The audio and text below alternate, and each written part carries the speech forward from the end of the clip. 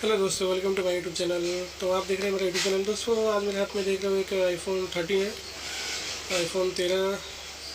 और इसका जो प्रॉब्लम है दोस्तों, इसमें फ़ोन ये है कि इसका डिस्प्ले ब्लैंक हो चुका है। मतलब फ़ोन गिर गया था कस्टमर के हाथ से, तो पूरा क्रैक हो गया। तो आया है रिप्लेस करने के लिए। तो मैं सोचा वीडियो बना कर आप सबको दिखा दूँ ये आईफोन के जो डिस्प्ले होते हैं वो किस तरह से रिप्लेस किए जाते हैं। और बहुत आसानी से है, क्योंकि कई हमारे मैकेनिक भाई जो न्यू न्यू होते हैं वो डरते हैं यार कि डिस्प्ले क्रैक ना हो जाए, लाइन ना आ जाए खोलने में।